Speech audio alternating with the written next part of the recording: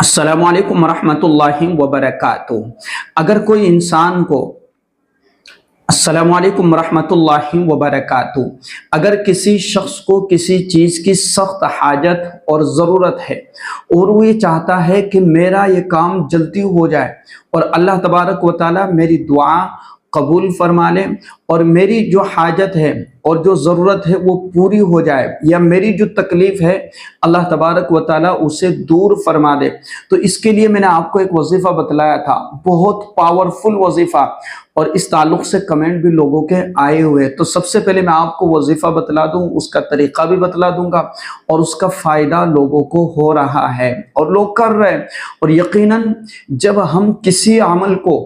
और किसी वजीफ़े को यकीन के साथ पढ़ेंगे और अल्लाह की ज़ात पर भरोसा करते हुए पढ़ेंगे तो यकीनन उसका फ़ायदा ज़रूर होगा, और इसका फ़ायदा हम अपनी आँखों से देखेंगे और अल्लाह तबारक व तआला यकीनी तौर पर हमारे लिए वो चीज़ मौजिज़ा करके दिखला देगा, क्योंकि उसके लिए कोई चीज़ मुश्किल नहीं है, उसके लिए कोई चीज़ मुश्किल नहीं है। तो मैंने आपको अमल बतलाया था, या बदीअल अजाइब बिल खैर या बदीउ, तरीक़ा क्या है वो मैं आपको बतलाता हूँ। इससे पहले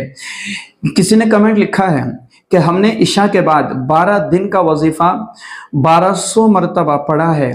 काफ़ी पावरफुल वजीफ़ा है, 12 दिन के अंदर ही काम पूरा हो गया अल्हम्दुलिल्लाह। और इसी तरीके से किसी ने इन्हीं के नीचे कमेंट लिखा है कि किस तरह पढ़ना है, प्लीज़ बताइएगा। अभी बताते हैं इंशाल्लाह आपको सारी चीज़ें। इसी तरीके से एक और बहन ने कमेंट लिखा था कि मैंने ये अमल किया था, लेकिन इशा की नमाज के बाद 1200 बार 11 दिन तक किया था, मेरा काम हो गया था, अभी वजीफ़ा पूरा नहीं हुआ अल्हम्दुलिल्लाह। 100% ये वजीफ़ा जो है कारगर है और इससे काफ़ी फ़ायदा लोगों को हो रहा है। तो अल्लाह की ज़ात पर यकीन करते हुए और एतिमाद के साथ करते हुए अगर हम करेंगे तो इंशाअल्लाह फ़ायदा ज़रूर होगा। तो यकीन होना शर्त है, यकीन नहीं होगा, बेयकीनी के साथ पढ़ेंगे तो फिर फ़ायदा नहीं होगा। इसी तरीके से और भी कमेंट लिखे हुए कि मैंने ये वजीफ़ा किया था और बहुत इफ़ेक्टिव है, बहुत फ़ायदेमंद है, मेरा काम हो गया इशा की नमाज के बाद 1200 मरतबा। फिर लोगों ने कमेंट लिखा है नीचे कि भाई किस तरह पढ़ना है, इशा की नमाज के बाद एक साथ 12 दफ़ा पढ़ना है, 1200 मरतबा पढ़ना है या 1100 मरतबा पढ़ना है, ये सारी चीज़ें लोग फिर नीचे पूछ रहे। तो मैं सोचा एक मुकम्मल तफसीली वीडियो दोबारा से मैं बना दूँ। देखिए इसमें आपको क्या करना है कि इशा की नमाज आपने पढ़ ली, तो इशा की नमाज पढ़ लेने के बाद 2 रकात नमाज सलातुल हाजा हमें पढ़ लेना है, क्योंकि ये वो नमाज है ना जो अल्लाह तबारक व तआला से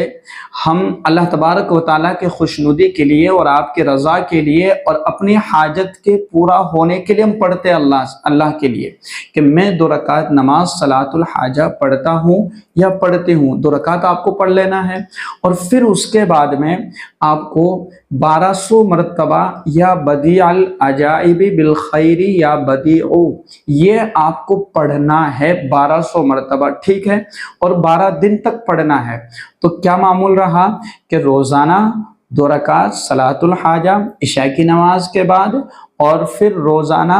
2 रकात नमाज के बाद क्या करना है, 1200 मरतबा ये तस्बीह पढ़ना है, और फिर उसके बाद में अपनी हाजत के लिए, अपनी ज़रूरत के लिए, अपने मकसद के लिए अल्लाह तबारक व तआला से दुआएं करना है। और या बदीअल अजाइब बिल खैर या बदीउ, कि वो ज़ात कि जो हर चीज़ पर कादिर है और हमारे लिए हमारे कामों को आसान कर देने वाली और हमें मुश्किलों से निजात दे देने वाली और तकलीफ़ों से और परेशानियों से निजात अता करने वाली ज़ात है, जो हर चीज़ पर कादिर है, कि जिसने ज़मीन और आसमान को पहल मर्तबा पैदा किया, और अल्लाह तबारक व तआला जो है हर चीज़ पर कादिर है, और वो हमारे लिए कुन फरमा दे तो हमारे लिए फयकुन हो जाता है, यानी जिस चीज़ के लिए वो कुन कर दे तो वो चीज़ हो जाती है, बस उसका तो हुक्म